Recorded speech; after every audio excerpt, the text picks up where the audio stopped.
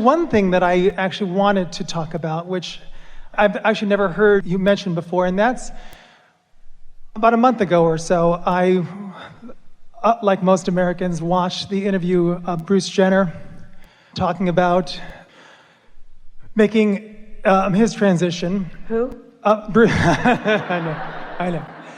And it was just so interesting because I knew him, when I was younger. I remember him winning the Olympics and being this unbelievable athlete and just sort of like the height of masculinity and everything that was revered at the time as that. And then to realize that there was actually something going on inside that was quite different from that. And it actually got me thinking, because I get being gay and I get autism, and I get this is the time of awakening and this is the time of people coming forth to teach unconditional love and to teach acceptance and all that. And I don't really understand. Not so much to teach it, but to live it. To live it, to just be an example of it.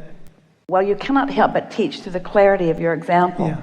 But to live it is really the emphasis that we want to give yourself permission to find your alignment. Right. And be it in the face of controversy and disapproval. Right. To be unconditional in your choices. It's not an easy thing to be. As humans, with so many people looking at you, and the more famous you become, the more they want to hold you to the standards that they need to hold you to. Seems like the perfect plan. To come forth, get everybody's attention, and then not be what they want you to be. Right. But what I don't understand, which gives them the opportunity to find alignment even if you don't be what they want you to be. Okay. What a gift.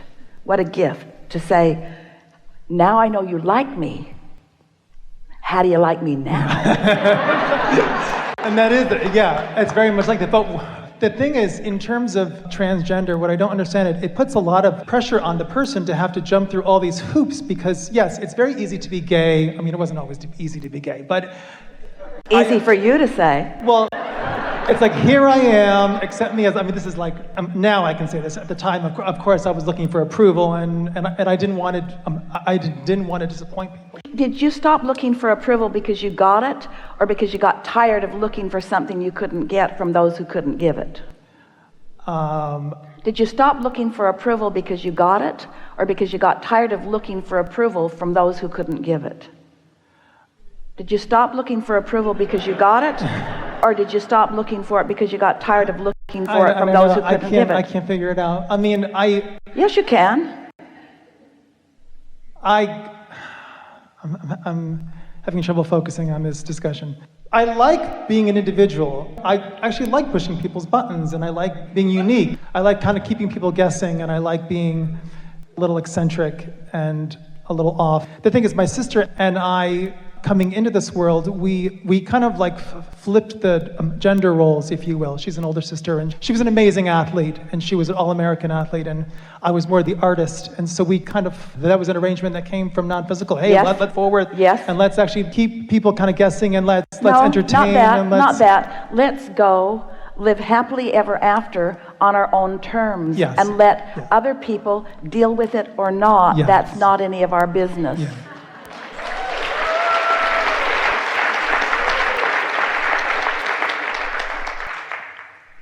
Let's go live a little unconditional love.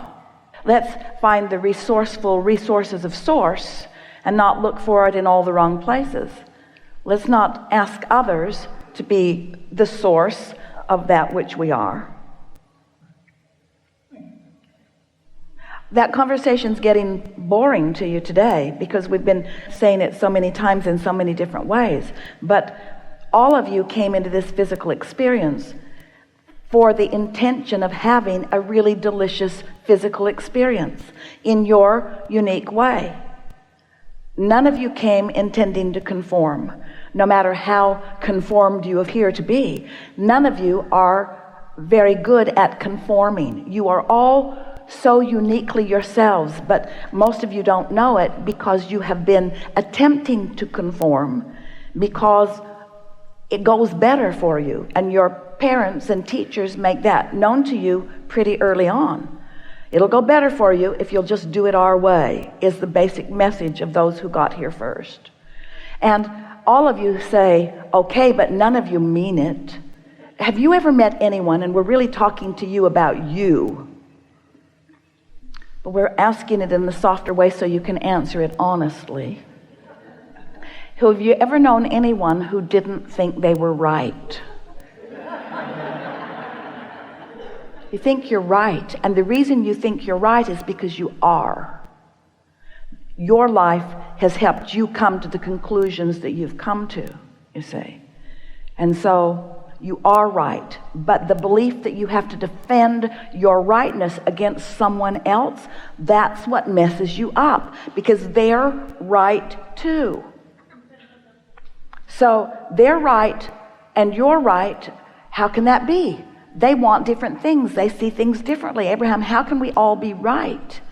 Because law of attraction is responding to each of you and will help each of you build the world around you that is predominant in the vibration that you offer.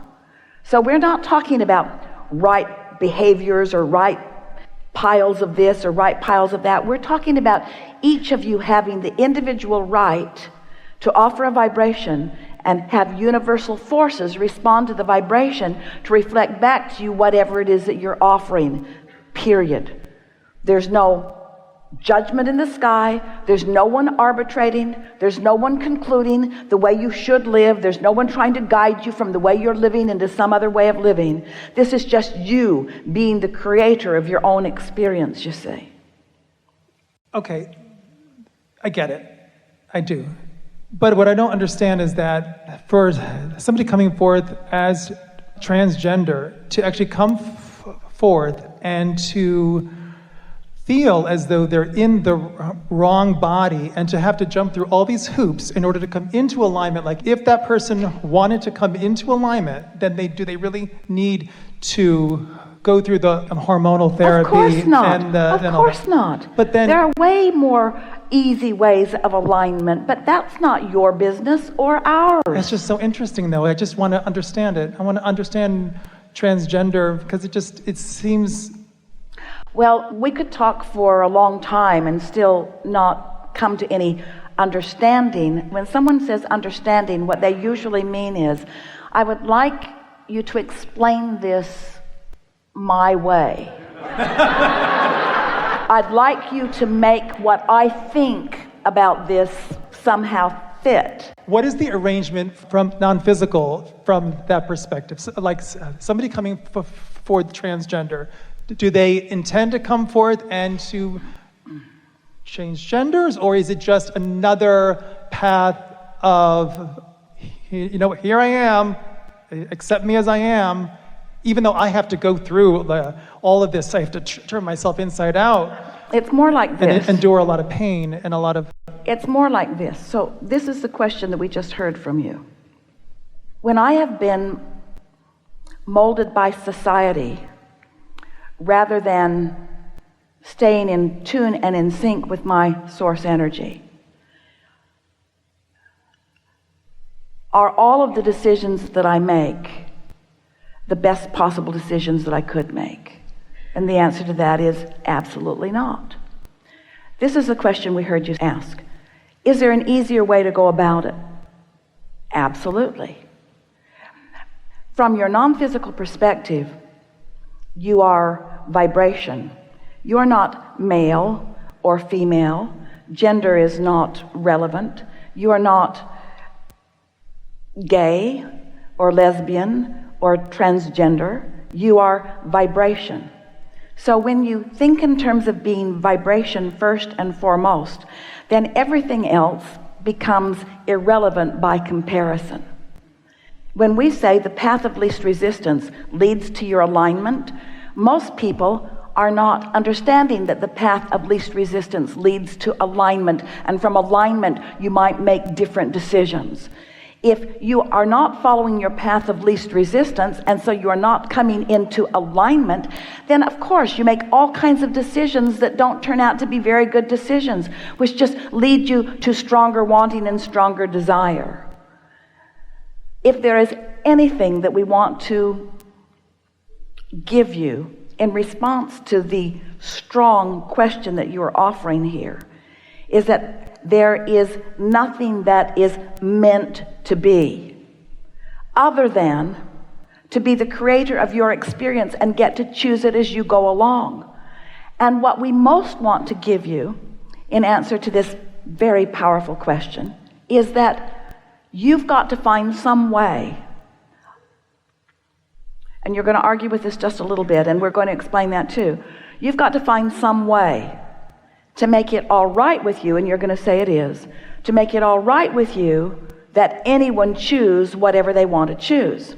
So then your next question is, it's not that I disagree with what anyone else is choosing, I just want to understand it. And we say, you can't. You can't understand because you don't know what the vibrational intent was coming in. We'll tell you it was living happily ever after. You don't know what life experience was like. You don't know what someone else puts into their vortex. You only know for yourself. And the thing about trying to get to the bottom of what makes somebody else tick is that in the process of trying to get to the bottom of what makes somebody else tick, you tick out of sync with who you are. Because as you try to integrate into your experience an understanding of where they're coming from. Let's try to understand terrorism, for example. Well, in the attempt to understand it, you activate within yourself things that keep you out of whack with who you are. In other words, in your desire to understand why anybody else is living the way that they are, for every moment that you're doing that, you're not syncing up with who you are, and you're not receiving the guidance about who you are and why you are here. You see what we're getting at? We know there's no judgment on your part. We know that you're not trying to get somebody else to be different than they are. We know that you're just wanting to understand. But the intentions from non-physical are not the way you as humans often are wanting to translate them to be. When we say to you, you came for the sheer joy and fun and delight of creating your own experience, you mostly want to say, okay, but what's the real reason?